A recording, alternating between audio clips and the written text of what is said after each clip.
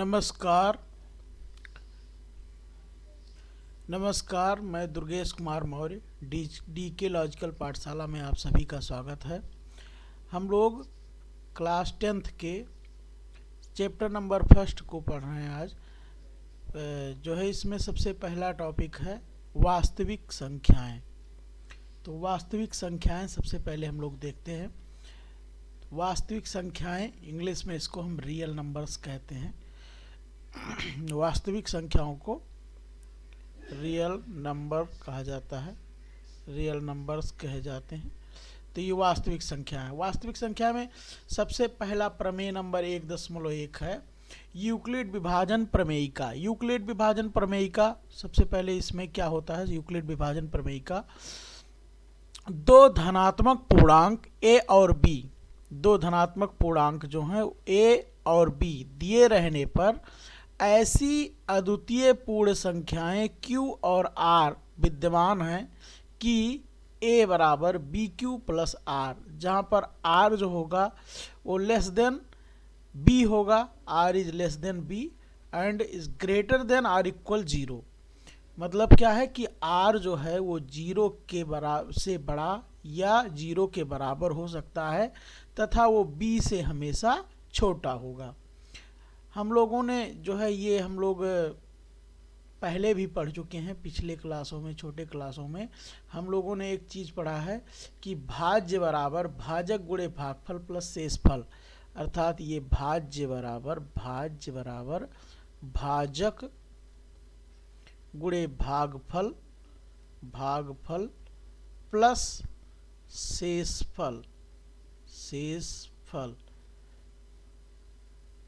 तो वही ये यहाँ पर भी दिया गया है, जो कि भाज्य जो है वो a है, उसके बाद जो भाजक है वो क्या है? b है, और भागफल q है प्लस r जहाँ पर शेषफल है। अर्थात क्या है कि जो यूक्लिड विभाजन प्रमेयिका है, हम लोग ये कह सकते हैं कि दो धनात्मक पूर्णांक a और b दिए रहने पर ऐसी अद्वितीय पूर्ण संख्याएं q और r विद्यमान हैं कि a बराबर बी क्यू प्लस आर, जहाँ पर r जो होगा वो 0 और b से के बीच में होगा। अर्थात क्या है कि कम से कम मतलब 0 हो सकता है या हमेशा अपने जो है भाजक से छोटा रहेगा। इसके बाद हम लोग देखते हैं, हमारा इसमें काम ये है सबसे पहले कि हम लोग यूक्लिड विभाजन प्रमेयिका का प्रयोग करके HCF ज्ञात कर लेते हैं। तो हमारे पास जो HCF ज्ञात करने के चरण कुछ दिए गए हैं, इसको हम लोग देखते हैं आगे। इसमें HCF ज्ञात करने के लिए चरण नंबर 1 है, C और D के लिए यूक्लिड विभाजन प्रमेयिका का प्रयोग कीजिए। इसलिए हम ऐसे Q और R ज्ञात करते हैं कि C बराबर डी क्यू प्लस आर, जहाँ पर R is less than d and is greater than r equal 0, जहाँ पर r जो होगा वो लेस देन d होगा, और या तो जो है 0 से बड़ा होगा या तो 0 के बराबर होगा। और यहाँ पर c बराबर डी क्यू प्लस आर, ये प्रथम चरण है। फर्स्ट चरण में हम लोग ये करते हैं कि c और d जो है ऐसे दो पूर्णांक लेते हैं जो कि क्या हों कि यहाँ पर सी डी जो है के लिए यूक्लिड विभाजन प्रमेयिका का जब प्रयोग करते हैं तो यहाँ पर क्या हो जाएगा? c बराबर डी क्यू प्लस आर हो जाएगा, जहाँ पर q और r क्या हैं? ये दोनों जो है r शेषफल होता है और q जो होता है वो भागफल होता है। इसके बाद हम लोग चरण नंबर 2 पर आते हैं, चरण नंबर 2 पर आते हैं। तो चरण नंबर 2 में है, यदि r इक्वल 0 है, अगर ये प्रक्रिया करने के बाद में अगर हमारा r 0 आ रहा है तो हम d पूर्णांकों c और d का HCF है। मतलब जो है अगर यहाँ पर r 0 आ गया तो जो d है वो c और किसका? d का HCF है। और अगर जो है r 0 नहीं आता है, r is not equals to 0, तो हम लोग क्या करेंगे कि d और r के लिए यूक्लिड विभाजन प्रमेयिका का प्रयोग करेंगे। मतलब कि दोबारा दोबारा से हम यूक्लिड विभाजन प्रमेयिका का हम प्रयोग करेंगे। इसके बाद जो है फिर हम वही प्रक्रिया करेंगे कि c बराबर डी क्यू प्लस आर कर देंगे। तो यहाँ पर इसके बाद हम लोग आगे देखते हैं, चरण नंबर 3 देखते हैं। चरण नंबर 3 में क्या कहा गया कि इस प्रक्रिया को तब तक जारी रखिए जब तक शेषफल 0 ना प्राप्त हो जाए। इसी स्थिति में प्राप्त भाजक ही वांछित HCF है। अर्थात वही बात, जब तक हम ये प्रक्रिया हम तब तक अपनाते रहेंगे जब तक हमारा R जो है वो 0 के इक्वल नहीं हो जाता। जब R 0 के इक्वल हो जाएगा तो हमको प्राप्त हो जाएगा ये C बराबर सिर्फ DQ प्राप्त हो जाएगा, और जब DQ प्राप्त हो जाएगा प्लस 0 तो ये जो T होगा वही हमारा HCF होगा। ये हमारा क्या हो जाएगा, HCF हो जाएगा, जो D प्राप्त होगा। तो हम लोग कुछ जो है इसके न्यूमेरिकल करके देखते हैं। हम लोग प्रश्नावली 1.1 हम लोग देखते हैं। यहाँ पर प्रश्नावली 1.1 दिया गया है। तो इसमें पहला क्वेश्चन दिया गया है कि निम्नलिखित संख्याओं का HCF ज्ञात करने के लिए यूक्लिड विभाजन एल्गोरिथम का प्रयोग कीजिए। तो सबसे पहला क्वेश्चन है 135 और 225। 135 और क्या है, 225। तो यहाँ पर 135 और 225 है। तो हम लोग इसको देखते हैं। यहाँ पर सलूशन हम लोग इसका निकालते हैं हल। तो यहाँ पर देखते हैं कि देखो सबसे पहले हम क्या करते हैं कि उसी अनुसार जो है A बराबर A equal to B Q plus R, B Q plus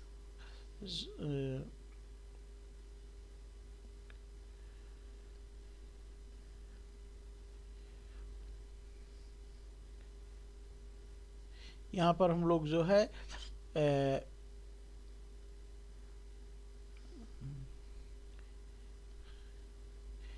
B Q, ए बराबर बी क्यू प्लस आर के रूप में इसको हम लिख लेते हैं। तो ए बराबर बी क्यू प्लस आर का मतलब क्या हो गया कि हम 225 है, जो बड़ा होगा उसको पहले लिख देते हैं 225। इसके बाद इसको हम 135 से गुणा करके देखते हैं। तो क्या हो जाएगा कि 135 में एक बार जाएगा, 135 इक्के में 135। इसके बाद प्लस 90 बच जाएगा, शेषफल जो बचेगा वो 90 हो जाएगा और भागफल 1 आ जाएगा। इसके बाद में हम इसके 135 को लेते हैं। तो 135 इक्वल जो हमारा शेषफल बचा रहता है उसी को हम फिर से गुणा करते हैं। तो ये 90 कम 90 एक ही बार जाएगा। तो यहाँ पर अगर एक बार जब जाएगा तो हमारे पास शेषफल जो बचेगा पुनः 45 बच जाएगा, अर्थात 45। अब जब हमारा 45 बच जाएगा इसके बाद हम फिर दोबारा इसको P को लेते हैं।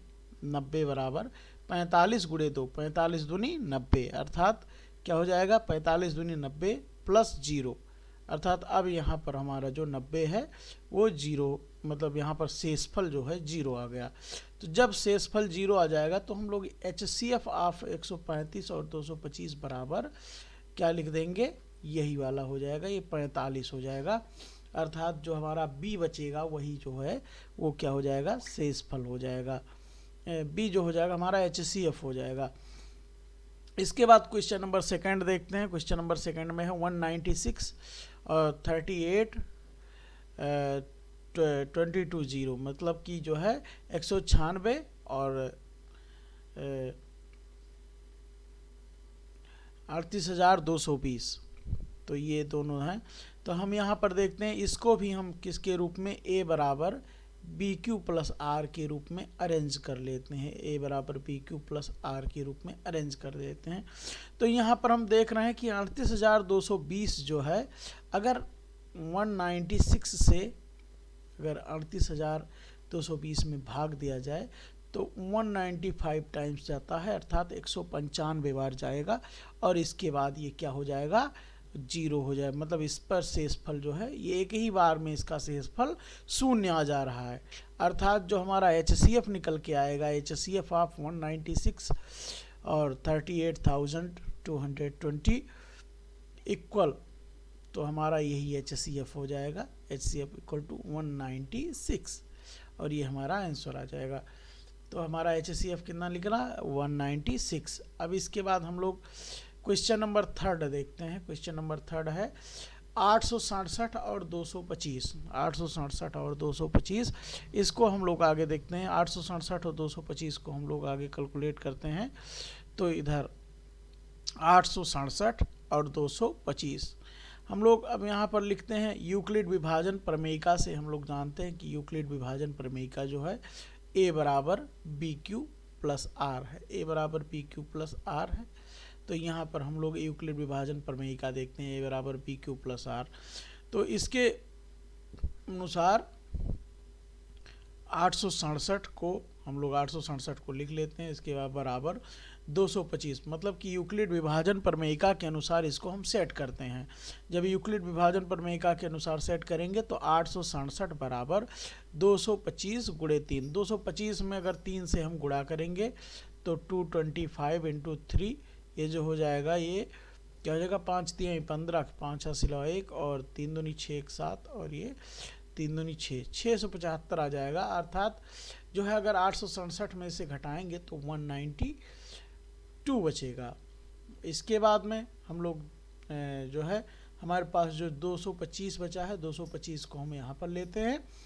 इसके बाद 192 से हम क्या करते हैं भाग करते हैं। एक बार जाएगा 192 इंटू 1 प्लस 33, अर्थात 33 जो हमारा शेषफल आ गया। यहाँ पर शेषफल जो हो गया वो 33 हो गया। इसके बाद फिर पुनः हम लोग जो है जब तक हमको ये प्रक्रिया करते रहना है जब तक शेषफल हमारा शून्य नहीं हो जाता है। अर्थात क्या है, फिर से हम 192 इक्वल 33 से हम गुणा करते हैं तो ये कितने बार जाएगा 5 टाइम्स जाएगा, 5 बार जाएगा। अब इसके बाद 33 इंटू 5 प्लस 27, तो यहाँ पर 192 को हम 33 इंटू 5 प्लस 27 कर सकते हैं।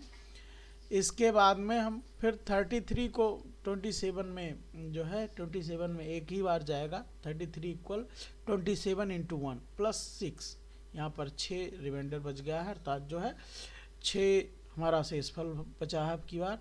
इसके बाद हम फिर से वही यूक्लिड विभाजन प्रमेयिका लगाते हैं। इसके बाद जो है यहाँ पर आ जाएगा 27 बराबर 6 चौक 24 3 27। तो इस बार जो है अभी भी 3 बचा है रिमाइंडर, अर्थात जो है तो हम दोबारा जो है इसको 6 को यहाँ पर लिखते हैं। 6 बराबर 3 गुणे 2, 3 दूनी 6 और प्लस 0, अर्थात अब हमारा जो है शेषफल शून्य हो गया। तो हमारा जो HCF निकल के आएगा, HCF of 867 into 225 equal to 3। 867 into 225 equal to 3। हम इसको एक और तरीके से भी समझ सकते हैं। जैसे क्या है कि हम यूक्लिड विभाजन प्रमेयिका कुछ बहुत अलग चीज़ नहीं होता है, क्योंकि हम अगर इसमें क्या करें कि हम इसी को 225 यहाँ पर हम लोग जैसे भाग विधि से पहले जो है HCF निकालते आ रहे हैं, तो हम उस तरीके से अगर इसको करें तो ये मिलती जुलती प्रक्रिया उससे नज़र आएगी। क्योंकि जो है अगर हम 225 से 867 में अगर जो है क्या करें कि भाग कर दें तो ये 3 टाइम्स जाएगा यहाँ पर, जो कि यहाँ पर लिखा गया है और यहाँ पर भी तो 3 टाइम्स जा रहा है।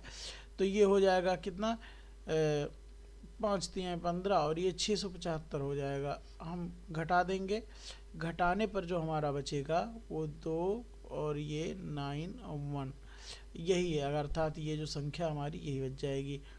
इसके बाद में पुनः हम लोग वही प्रक्रिया दोबारा करते हैं, अर्थात 225 को यहाँ पर लिख देते हैं। तो यहाँ पर हम लोग पहले से ही 225 को इस तरीके से लिखते हैं। इसके बाद हम कितनी बार ले जाएंगे 1 टाइम्स ले जाएंगे 192। जो हमारा बच के आएगा वो 33 आ जाएगा, बच करके 33 आ जाएगा, जो कि यहाँ पर भी दिख रहा है 33। इसके बाद में हम पुनः आगे जो है 33 192 को जो है ले लेते हैं, क्योंकि हमारे पास यही प्रक्रिया इसकी। तो 192 को ले लेंगे तो ये हो जाएगा कितनी बार जाएगा 5 टाइम्स जाएगा।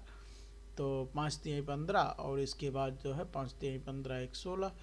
तो ये जो है 12 में से 5 गए 7 और ये हो जाएगा 8 में से 6 गए 2, ये 27 आ जाएगा। इसके बाद यहाँ पर हम 33 लिखेंगे और 1 टाइम्स जाएगा 27 और जो बच जाएगा वो 6 बच जाएगा। और इसके बाद हम लोग जो है 27 को लिखेंगे तो 6 4 जा 24, तो यहाँ पर 3 बच जाएगा। और 3 में जब हम 6 में करेंगे तो ये बच जाएगा कितना, 3 2 जा 6 और ये कट जाएगा।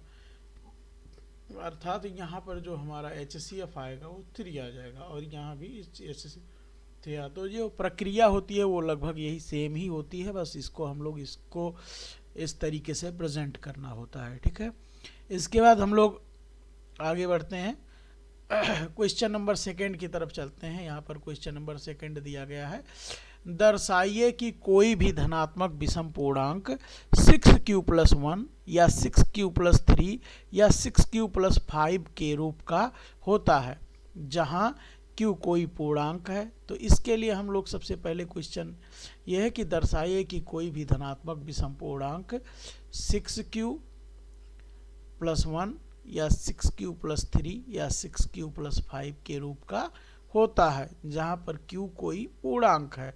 तो सबसे पहले हम इसके लिए क्या करते हैं कि मान लेते हैं सबसे पहले कि a कोई धनात्मक पूर्णांक है। यहाँ पर देखते हैं कि a कोई क्या है, धनात्मक पूर्णांक है तथा b बराबर 6 है। जैसे कि क्या है कि इसमें हम लोगों को जो सामने यहाँ पर दिखता है 6q+1 दिख रहा है, तो यहाँ पर हम b को जो है यही अंक मान लेते हैं, 6 मान लेते हैं। तो यहाँ पर जब b बराबर 6 है हमने मान लिया, तब जो है यूक्लिड विभाजन एल्गोरिथम से, और अब यूक्लिड विभाजन एल्गोरिथम से हम लोग देख सकते हैं क्या होता है यूक्लिड विभाजन एल्गोरिथम। तो यूक्लिड विभाजन एल्गोरिथम होता है a बराबर BQ+R। यहाँ पर a बराबर BQ+R, जहाँ पर R is less than B हो जाएगा। R इज लेस देन क्या हो जाएगा, B, क्योंकि जो है छोटा नहीं होगा, इससे छोटा होगा और इक्वल नहीं होगा, ये R is less than B हो जाएगा। R is less than B। इसके बाद तब हम R के कुछ संभावित मान, क्योंकि जो है अगर 6 से हमेशा जो है R छोटा होगा, इसका मतलब ये है क्योंकि शेषफल हमेशा जो है अपने भाजक से हमेशा छोटा ही होता है। तो इसलिए जो है हम R के संभावित मान जो है वो क्या क्या हो सकते हैं। तो R के संभावित मान 0 हो सकता है, या 1 हो सकता है, या 2 हो सकता है, या 3 हो सकता है, या 4 हो सकता है, या 5 हो सकता है। इसके बाद 6 आ जाएगा, तो 6 जो है इसका शेषफल नहीं हो सकता है। तब हम लोग कह सकते हैं कि जो कोई धनात्मक पूर्णांक a है, कोई जो धनात्मक पूर्णांक a है हमने माना है, तो ये क्या हो जाएगा, किस रूप का हो सकता है। तो 6q के रूप का हो सकता है, 6q+1 के रूप का हो सकता है, 6q+2 के रूप का हो सकता है, 6q+3 के रूप का हो सकता है, 6q+4 के रूप का हो सकता है। इसके बाद 6q+5 के रूप का हो सकता है। परंतु a एक क्या है, धनात्मक विषम पूर्णांक है। तो a जो है वो क्या है, एक धनात्मक विषम पूर्णांक है, क्योंकि ये क्या है, एक विषम पूर्णांक है, विषम पूर्णांक। तो हम लोग कह सकते हैं कि जो विषम पूर्णांक होता है, अंत में अगर सम संख्या को जोड़ दिया जाए, तो जैसे अगर क्या है 6q अगर देखें तो क्या है कि सम संख्या से गुणा हो रहा है। तो अर्थात क्या है कि अगर सम संख्या से गुणा होने के बाद अगर सम संख्या जोड़ दी जाए तो संख्या सम हो जाती है, पूर्ण रूप से संख्या हम मान सकते हैं कि ये संख्या सम ही होगी। तब क्या कह सकते हैं हम कि a का जो मान होगा वो 6q, 6q+2, 6q+4 के रूप का नहीं हो सकता, क्योंकि ये सभी कौन सी संख्याएं हैं, ये सम संख्या को प्रेजेंट करेंगे। ये सभी किसको प्रेजेंट करेंगे, सम संख्या को प्रेजेंट करेंगे, ये सभी सम संख्याएं होंगी। अर्थात क्या है कि अगर ये नहीं होंगे तो इनमें से क्या क्या हो सकता है, 6q+1, क्योंकि जो है 6q+1 विषम, क्योंकि अंत में एक जोड़ रहा है तो ये विषम हो जाएगा। इसके बाद 6q+3, 6q+5 के रूप का हो सकता है, जहाँ पर q कोई पूर्णांक है। इस तरीके से हम लोग जो है यहाँ पर ये सिद्ध हो जाता है कि जो है हम कह सकते हैं, अतः यहाँ पर हम लोग कह सकते हैं कि अतः कोई भी विषम पूर्णांक, कोई भी विषम पूर्णांक 6q+1, 6q+3, 6q+5 के रूप का होता है, जहाँ पर q कोई पूर्णांक है। इसके बाद हम लोग नेक्स्ट क्वेश्चन की तरफ चलते हैं। अगला क्वेश्चन नंबर 3 है। अगला क्वेश्चन दिया गया, क्वेश्चन नंबर 3, किसी परेड में 616 सदस्यों वाली एक सेना आर्मी की टुकड़ी को 32 सदस्यों वाले आर्मी बैंड के पीछे मार्च करना है। 32 सदस्यों वाले आर्मी बैंड के पीछे क्या करना है? मार्च करना है। फिर से देखते हैं, किसी परेड में 616 सदस्यों वाली एक सेना आर्मी की टुकड़ी को 32 सदस्यों वाली एक आर्मी बैंड के पीछे मार्च करना है। बैंड के पीछे क्या करना है? मार्च करना है। दोनों समूहों को समान संख्या वाले स्तंभों में मार्च करना है। इन दोनों समूहों को क्या करना है कि जो है समान संख्या वाले स्तंभों में मार्च करना है। उन स्तंभों की अधिक से अधिकतम संख्या क्या है जिसमें वे मार्च कर सकते हैं, जिनमें वो क्या कर सकते हैं? मार्च कर सकते हैं। तो सबसे पहले हम लोग देखते हैं कि जो परेड है, इसमें किसी परेड में सदस्यों की संख्या कितनी है। सदस्यों की संख्या कुल कितनी है? 616 सदस्य हैं। इसके बाद आर्मी बैंड के पीछे मार्च करने वाले सदस्यों की संख्या कितनी है? तो 32 है। मतलब कि जो है आर्मी बैंड के पीछे जो सदस्य जो है आर्मी की टुकड़ी को जो है 32 सदस्यों वाले आर्मी के बैंड के पीछे मार्च करना है। तो 32 सदस्यों वाली आर्मी बैंड के पीछे मार्च करना है इसको। तो हम इसको जो है चाहें तो हम यूक्लिड विभाजन एल्गोरिथम से भी लगा सकते हैं, या हम इसको गुणनखंड विधि से भी लगा सकते हैं। ये कौन सी विधि कहलाती है? ये गुणनखंड विधि कहलाती है। गुणनखंड विधि, गुणनखंड विधि। और जो है हम इसके पहले पढ़ रहे थे यूक्लिड विभाजन एल्गोरिथम विधि। तो सबसे पहले देखिए गुणनखंड विधि में हम लोग क्या करते हैं, सबसे पहले हम इसका फैक्टर कर लेते हैं। फैक्टर में जैसे 616 लिखा गया है, तो इसको हम सबसे छोटी संभावित संख्या से हम भाग करते हैं। तो जैसे देखिए हम 2 से इसको जो है, क्योंकि ये सम संख्या है तो 2 से कट जाएगा, 2 से हम भाग करते हैं, 2 तिहाई 6। इसके बाद जो है 0 उतर जाएगा और 2 8 16। इसके बाद फिर 2 से भाग करेंगे तो ये आ जाएगा कितना? 154।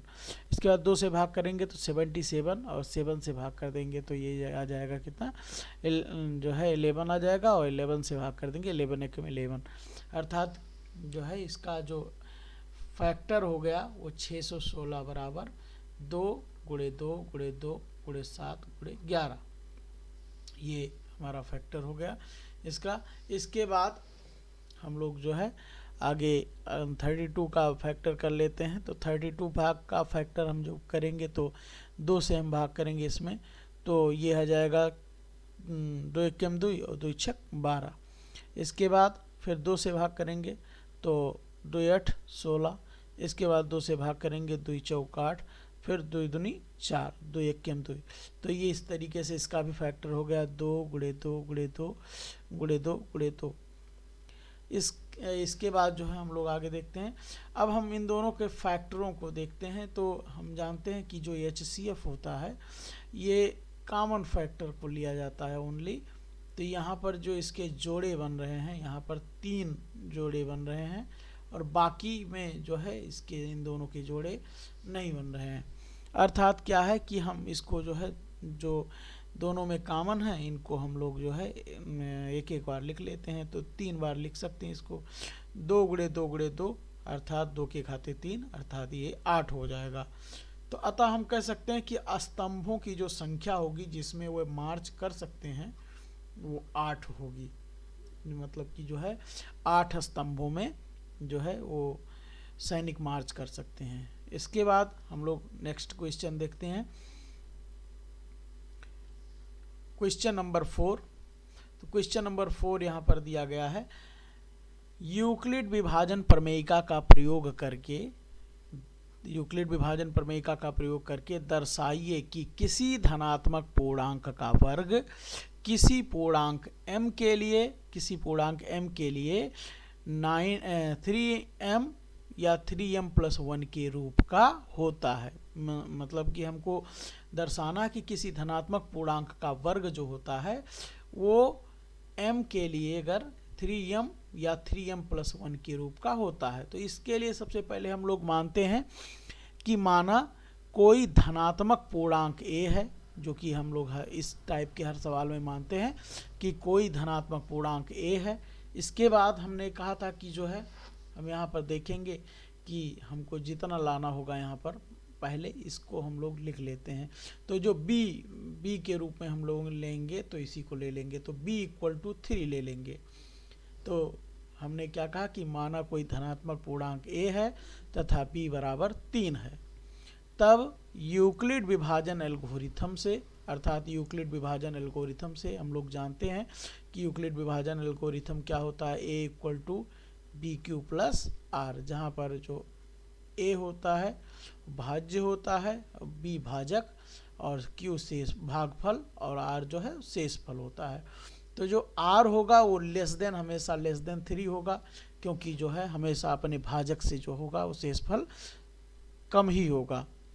तब हम लोग यहाँ पर कह सकते हैं कि जो a = 3q, 3q+1, 3q+2 के रूप का हो सकता है, के रूप का होगा। अब हम लोग क्या करेंगे कि दोनों पक्षों का हम वर्ग कर देंगे यहाँ पर। तो जब दोनों पक्षों का वर्ग करेंगे तो यहाँ पर देखो a है, a² हो जाएगा। इसके बाद 3q का होल स्क्वायर, 3q+1 का होल स्क्वायर और 3q+2 का होल स्क्वायर। इसके बाद हम लोग इसको अलग अलग देखते हैं, अलग अलग लेते हैं। तो यहाँ पर जब हम मानेंगे कि जब 3q का a² = 3q², तो हम इसका ब्रैकेट खोलेंगे, 9q² हो जाएगा। और इसे हम लोग जो है 3 इसमें से बाहर निकाल लेते हैं, तो 3 × m इसको मान लेते हैं 3m के बराबर, जहाँ पर m जो होगा वो 3q² होगा। इसके बाद हम लोग दूसरे कंडीशन को देखते हैं कि जब a² = 3q+1 का होल स्क्वायर, 3q+1 का होल स्क्वायर। तो जब a² = 3q+1 का होल स्क्वायर हो जाएगा, तो यहाँ पर हम a + b के होल स्क्वायर के फार्मूले से, a + b का होल स्क्वायर का फार्मूला है, इसको लगा करके हम इसको तोड़ लेते हैं, जो कि क्या है, a² + b² + 2ab या जो है 2ab हो जाएगा, है ना। तो हम यहाँ पर a² = 3q+1 का whole square equal a² 3q का स्क्वायर प्लस 2ab अर्थात 6q+1 यहाँ पर। इसके बाद जो है 1 का भी स्क्वायर हो जाएगा, a² + 2ab + b²। अर्थात इन दोनों में से देखें, अगर 3 हम यहाँ पर कॉमन ले लें तो ये हो जाएगा 3 × 3 = 9, 9q² में से अगर 3 कॉमन हो जाएगा तो 3q² बच जाएगा। इसके बाद यहाँ पर 6q है, तो 6q में से 3 कॉमन हो जाएगा तो 2q बच जाएगा +1। अब हम इस पूरे को, इतने को हम m लिख सकते हैं, अर्थात हम यहाँ पर कह देंगे कि 3m+1, जहाँ पर m बराबर क्या हो जाएगा, m बराबर ये जो 3q² + 2, 3q² प्लस ये जो हो जाएगा ये 2 + 2q हो जाएगा इस तरीके से। तो हम यहाँ पर जो है हमारा m जो है अब की बार 3q+2 जो है के बराबर है। इसके बाद कोई थर्ड कंडीशन को हम लोग देखते हैं, तीसरे जो है कंडीशन को देखते हैं, जब a² = 3q+2 का होल स्क्वायर, 3q+2 का होल स्क्वायर। तो हम इसको भी a + b के होल स्क्वायर के फार्मूले से तोड़ देते हैं, तो ये हो जाएगा 3q का स्क्वायर अर्थात 9q² प्लस 2ab अर्थात जो है 2 अर्थात 3q × 2 6q × 2 तो 6 × 12q अर्थात 12q हो जाएगा। इसके बाद b का स्क्वायर अर्थात जो है 2 दूनी 4 हो जाएगा। तो इसके बाद जो है हम लोग क्या कह सकते हैं, इसमें से हम इसको 9q² प्लस 12Q प्लस 4 को हम दो भागों में तोड़ लेते हैं, 3 और 1 4 के रूप में। तो यहाँ पर जब 3 और प्लस 1 कर लेंगे तो इस पूरे तीनों में से जो है 3 कॉमन ले सकते हैं, अर्थात 3Q² प्लस 4Q प्लस 1, और यहाँ पर जो बचा प्लस 1। तो इसको हम लोग इस तरीके से लिख सकते हैं, और इस इतने को हम लोग 3Q² प्लस 4Q प्लस 1 को हम यम मान लेंगे, अर्थात ये हो जाएगा A² equal to 3m plus 1, जहाँ पर यम क्या होगा 3Q² प्लस 4Q प्लस 1। अर्थात यहाँ से हम लोग कह सकते हैं कि अतः किसी धनात्मक पूर्णांक का वर्ग, किसी धनात्मक पूर्णांक का वर्ग किसी पूर्णांक m के लिए, किसी पूर्णांक m के लिए या किसी पूर्णांक m के लिए 3m या 3m प्लस 1 के रूप का होता है। अर्थात ये सिद्ध हो चुका है कि जो है किसी धनात्मक पूर्णांक का वर्ग 3m या 3m प्लस 1 के रूप का होता है, जहाँ पर m एक पूर्णांक है। इसके बाद हम लोग नेक्स्ट क्वेश्चन की तरफ चलते हैं। अगला क्वेश्चन है क्वेश्चन नंबर 5। क्वेश्चन नंबर 5 है हमारा कि यूक्लिड विभाजन प्रमेयिका का प्रयोग करके, यूक्लिड विभाजन प्रमेयिका का प्रयोग करके दर्शाइए कि किसी धनात्मक पूर्णांक का घन, किसी धनात्मक पूर्णांक का घन 9m प्लस 1 या 9m प्लस 8 के रूप का होता है। तो हम लोगों को घन का मतलब कि उसका हम क्यूब करेंगे, उसके घात 3 लगाएंगे। तो हम लोग जो है इस क्वेश्चन को हल करते हैं।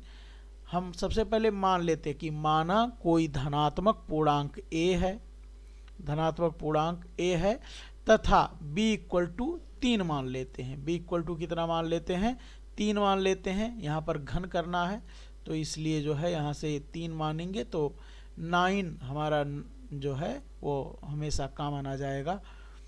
तो b बराबर 3 मान लेते हैं, और उसके बाद में तब हम कहेंगे कि यूक्लिड विभाजन एल्गोरिथम से, यूक्लिड विभाजन एल्गोरिथम से r जो होगा वो लेस देन 3 होगा, r हमेशा क्या होगा, लेस देन 3 होगा। तब जो a बराबर हो जाएगा, a का मान जो आएगा, जो धनात्मक पूर्णांक है वो 3Q या 3Q प्लस 1 या 3Q प्लस 2 के रूप का होगा, या 3Q प्लस 2 के रूप का होता है। तो अब हम दोनों पक्षों का घन कर देते हैं, दोनों पक्षों का क्या कर देते हैं, घन कर देते हैं। तो दोनों पक्षों का जब घन करेंगे तो इधर a³ इक्वल 3Q का होल क्यूब, 3Q प्लस 1 का होल क्यूब, 3Q प्लस 2 का होल क्यूब। इनको हम 3 कंडीशन में लेते हैं। सबसे पहले क्या है कि जब a³ इक्वल 3Q का होल क्यूब, तो 3Q का जब होल क्यूब करेंगे तो 3 त्रिक 9 त्रिक 27Q क्यूब, 27Q क्यूब आ जाएगा। इसके बाद में हम कह सकते हैं इसको कि a³ इक्वल 9m, 9m, जहाँ पर 9m क्या है, m जो है यहाँ पर हमने जो है 3Q क्यूब को हमने m बराबर 3Q क्यूब को हमने क्या मान लिया है, m मान लिया है। इसके बाद हम लोग अगला जो है तथा हम सेकेंड कंडीशन को देखते हैं। सेकेंड कंडीशन में क्या है कि जब a³ इक्वल 3Q प्लस 1 का होल क्यूब, अभी तक क्या हमने माना था कि a³ इक्वल टू 3Q का होल क्यूब, तो हमारा a³ बराबर 9m आ गया। इसके बाद हम जब कहेंगे कि a³ equal to 3Q plus 1 का होल क्यूब, तब हम इसके बाद हम a प्लस b के होल क्यूब के फार्मूले से इसको तोड़ देंगे। तो a³ प्लस b क्यूब का फार्मूला होता है a प्लस b का होल क्यूब का formula a³ plus 3ab bracket में a प्लस b और प्लस b क्यूब। तो यहाँ पर हमने 3Q का whole cube plus 3 into a, 3Q into 1, 3Q plus 1 और प्लस 1 का क्यूब लिख दिया। इसके बाद हम लोग देखते हैं इधर कि जो है अगर इसका हम वर्ग करेंगे 3 त्रिक 9 त्रिक 27 यहाँ आ जाएगा, प्लस 3 त्रिक 9 और इसके बाद जो है यहाँ पर 3 त्रिक 9, इसके बाद जो है 9 त्रिक 27Q 27Q और प्लस जो है 9 यहाँ पर आ जाएगा। उसके बाद 1 यहाँ पर है ये। तो इसके बाद जब 1 आ जाएगा तो यहाँ पर हम लोग पूरे में से हम 9 कामन ले सकते हैं। तो जब यहाँ पर 9 कामन ले लेंगे तो यहाँ पर बच जाएगा 3q cube plus 3q plus 1। इसके बाद ये प्लस 1 बाहर रहेगा ही, और इस पूरे को हम क्या मान लेंगे, यम। अर्थात इसको हम किस तरीके से लिख सकते हैं, इक्वल 9m प्लस 1 के रूप का लिखा जा सकता है, जहाँ पर m बराबर जो है m equal to 3q cube plus 3q plus 1, ये m का मान हो जाएगा। इसके बाद जब हम लोग थर्ड कंडीशन की तरफ आते हैं, थर्ड कंडीशन में जब हमारा क्या है, a cube equal to 2q plus 3 का होल क्यूब, 2q प्लस 3 का 3q प्लस 2 का होल क्यूब यहाँ पर है। तो इसके बाद जो आ जाएगा, ये हम इसको a प्लस बी के होल क्यूब के फार्मूले से तोड़ देंगे, तो ये आ जाएगा a क्यूब अर्थात 3q का whole cube plus 3ab bracket में a प्लस बी और प्लस b क्यूब का मतलब 2 का होल क्यूब, अर्थात 3q cube plus 3q plus 3 into 3q into 2 into 3q plus 2। तो हम लोग इनका गुणा कर लेंगे और 9 इसमें से कॉमन ले लेंगे, तो ये हो जाएगा 3 त्रिका 9 त्रिक 27, 27 में से 9 चला जाएगा, 9 कॉमन हो जाएगा तो 3q क्यूब बच जाएगा। इसके बाद 3 त्रिका 9 दूनी 18, 18 तियाँ 36, 36 में से 9 चला जाएगा, 3 त्रिका 9, 9 दूनी 18 और 18 और 18 तियाँ 54 हो जाएगा, है ना। तो यहाँ पर 54 में से जो है अगर हम 9 कॉमन ले लेंगे तो 6 बच जाएगा, 6q स्क्वायर। इसके बाद फिर हम क्या करेंगे कि इसमें 3 त्रिका 9 और 9 दूनी 18 दूनी 36, 36q में से जो है अगर 9 कॉमन ले लेंगे तो 4q बच जाएगा, और यहाँ पर 2 दूनी 4 दूनी 8, यहाँ पर तो 8 रहेगा ही रहेगा। इसके बाद इस पूरे टर्म को हम क्या मान लेते हैं, m मान लेते हैं, अर्थात 9m प्लस 8 हो जाएगा ये, जहाँ पर m equal to 3q cube plus 6q square plus 4q। अर्थात अब हम इन तीनों कंडीशनों को कंक्लूड करके कह सकते हैं कि अतः किसी धनात्मक पूर्णांक